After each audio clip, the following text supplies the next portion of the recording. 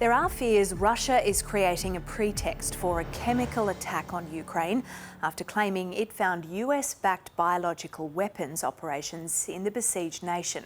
Moscow has called a special meeting of the UN Security Council after claiming it found a number of laboratories in Ukraine. The accusations have drawn condemnation from Western powers, and the UN says there is no evidence to substantiate the claim.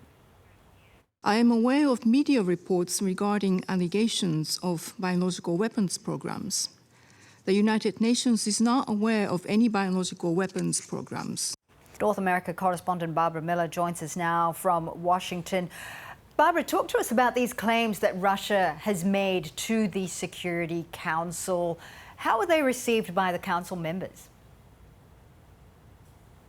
Well, Russia called this special meeting of the Security Council. It is a permanent member of that body. The Russian representative told that meeting that it had evidence that the US was helping fund and run 30 laboratories in Ukraine where dangerous experiments in biological weapons were being carried out, involving, he said, for example, anthrax, and experiments, he said, without offering evidence, where, for example, dangerous chemicals were being transported by migratory birds.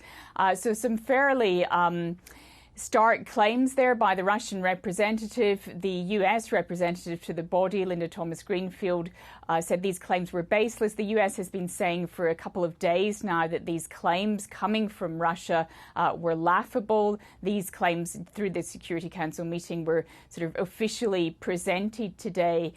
But what the US is saying is that what they are worried about is that Russia is making these claims in order to find a justification for launching potentially a biological or chemical weapons attack of its own. Let's just hear the US ambassador on that issue now.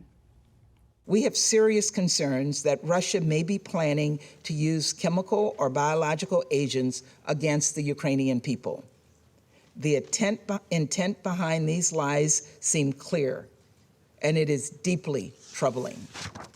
We believe Russia could use chemical or biological agents for assassinations as part of a staged or false flag incident or to support tactical military operations.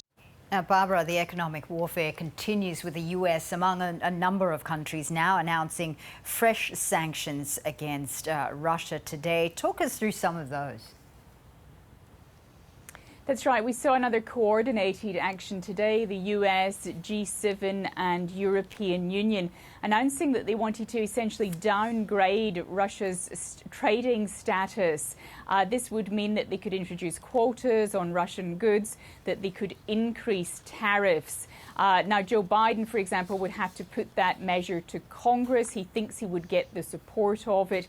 He says that this measure, along with others he announced today, will deliver another crushing blow to the Russian economy. He also announced that the US would ban the importation of specific Russian goods, including seafood, their caviar, vodka and diamonds, and that the US would also ban the exportation to Russia of high-end goods, including high-end jewelry and vehicles, which the president said the elites in Russia typically bought. So another round of coordinated sanctions there from Europe and North America.